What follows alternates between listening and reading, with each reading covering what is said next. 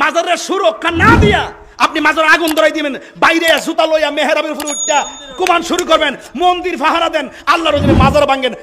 I হগাদের কুতকুতি গো।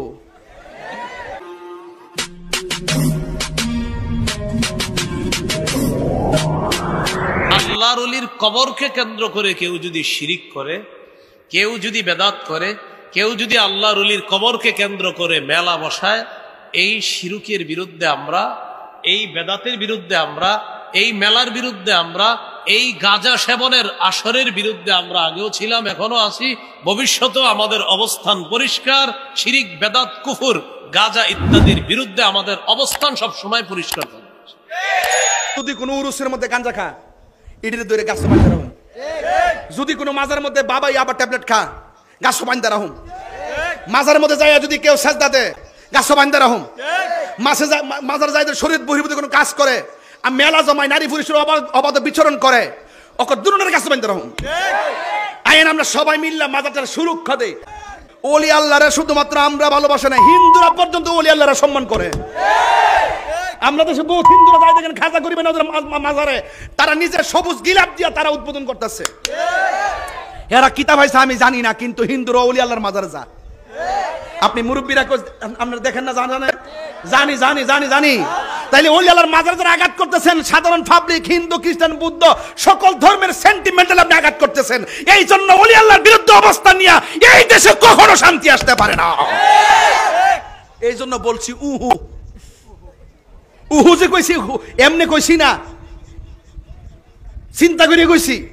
আমরা কিচ্ছু করতে না, আল্লাহর পক্ষ থেকে গজব আসবো। বাজান আমার রাগ বেশি, আমার বাইতে বুঝাইছে চিল্লেন না, আমি আসলে বাদ দালাইছি, আমার খুব সেদ বেশি, আমার খুব খারাপ লাগে বাজান। জান না কেমনে এই দেশে যদি ওলি আল্লাহ না হইতো আমার অবস্থাটা কি তৈলিলে? হ্যাঁ, 360 আউলিয়া কি বংশ লয়ে আইছে এই দেশে? বংশ লয়ে আইছে? এই ভারতীয় উপমহাদেশে ইসলাম আসছে ওলি আল্লাহর মাধ্যমে। তো ওই ওলি আল্লাহর মাজার ভাঙ্গা সমান করে আপনি কইতাছেন শিরিক মুক্ত, বন্ড মুক্ত, শিরিক মুক্ত। মাজার বাংলে শিরিক মুক্ত হয়ে যাবো গা? আপনি মাজার বাংলো কি গাঞ্জা খাওয়া বন্ধ হয়ে যাবো গা?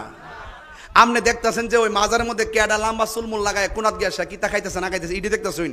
আর বাংলাদেশের ভিতরে যে বহুত এই গডফাদাররা, বাবার ইয়াবার সালান কারবারের যে গডফাদাররা ব্যবসা করতেছে, হিট যাইতেন না, কেসিনোতে যাইতেন না, মদের বারের হেন যাইতেন না, সিনেমা হলে যাইতেন না, কত জায়গা দিয়ে কত সামাজিক কাজ চলতেছে, পতিতালে যাইতেন না, হিডি দিয়ে যান না। ওলি আল্লাহর দিকে এত এত সমস্যা কিনলে গা? ও বুঝতে পারছি, ওলি আল্লাহদেরকে আপনারা দুশ্মন মনে হয়। তবে মনে রাখেন, ওলি আল্লাহর বিরুদ্ধে গেলে খোদার গজব আসমান থেকে নামব। শেষ কথা, আখিরি কালাম, শেষ কালাম, এখনো সময় আছে। যতটা মাজার ভাঙছেন সুন্দর করে বানাই দেন, আমরা সহযোগিতা করুন। এবং আজকে থেকে সামনে ওলি আল্লাহর মাজার ভাঙ্গার দুঃসাহস করবেন না।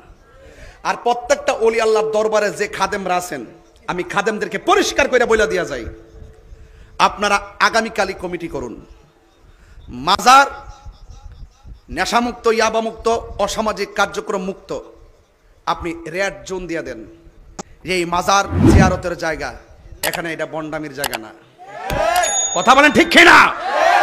বিষয়টা না অনেকে গুলিয়ে ফেলছে, গুলিয়ে ফেলে আমাকে, আপনাকে, আমাদেরকেও শত্রু বানাচ্ছে। আমাদেরকে কেমন জানি বুঝাইতে চাইতেছে যে আমরা শত্রু, আমরা সম্প্রীতি চাই না, এমনটা বুঝায়। এরকম একটা ভাবসাব। সহিহ বুখারীর বর্ণনা 427 নম্বর হাদিস। এই হাদিসের বর্ণনাকারী আম্মাজান আয়েশা সিদ্দিকা রাদিয়াল্লাহু তাআলা আনহা, তিনি বলেন, নবীজির দুই বিবি উম্মে হাবিবা, উম্মে সালামা রাদিয়াল্লাহু তাআলা আনহুমা, তারা দুইজন হাবশায় একটা গির্জা দেখছে। গির্জা, ফিহা তাসাবির, গির্জার মধ্যে অনেকগুলা ছবি দেখছে। ছবি, গির্জা বলতে আমাদের মাথায় কি আসে? একটা ধর্মের এবাদত খানা, একটা ধর্মের মানুষের কি খানা? এবাদত খানা, গির্জা। তো এগুলা একটা ধর্মের মানুষের এবাদত খানা। তো এই এবাদত খানার মধ্যে দেখে কি? তাসাবির, ছবি, মূর্তি। ফাযাকারাতা লিন-নবী সাল্লাল্লাহু আলাইহি ওয়াসাল্লাম। নবীজির দুই বিবি ব্যাপারটা আল্লাহ রাসূলের কাছে জানাইলেন, হুজুর আমরা হাবশায় একটা গির্জা দেখলাম, ইবাদতখানা দেখলাম, ইবাদতখানার মধ্যে দেখি কি ছবি মূর্তি এগুলা দেখলাম। فقال رسول الله صلى الله عليه وسلم إن أولئك إذا كان فيهم الرجل الصالح فمات بنوا على قبره مسجدا। নবীজি বলেন এরা হলো তারা, একদল মানুষ ছিল তাদের মাঝে কোনো ভালো মানুষ যখন মারা যায়, মারা যাওয়ার পর ওই ভালো মানুষটা যেখানে কবর দেয় কবরের উপর তারা একটা সেজদার স্থান বানাইতো।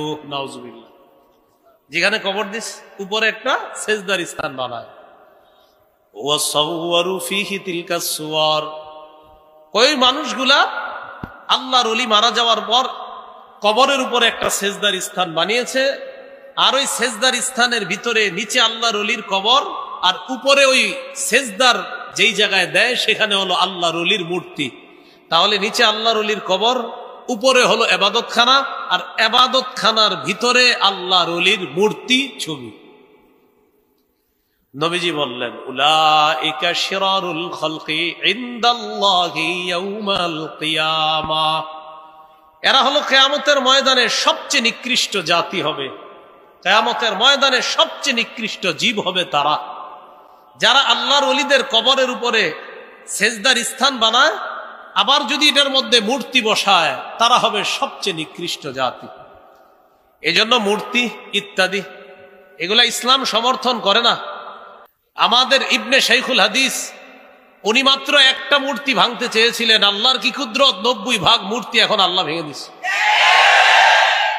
উনি মাত্র কয়টার ব্যাপারে বলছিল? একটার ব্যাপারে বলাতে বেচারারে 3 বছর রাখছে ভিতরে। তো আল্লাহর কি কুদরত, এই জন্য অহংকার না করা। আল্লাহর কি কুদরত দেখেন, উনি মাত্র দাবি করছে কয়টা? একটা। এখন আল্লাহ তাআলা এত খুশি করে দিছে মুসলমানদেরকে যে উনি দাবি করছে একটা, শুনলা না কথাটা, যাও এখন 90 ভাগ শেষ, 10 ভাগও থাকবে না ইনশাআল্লাহ।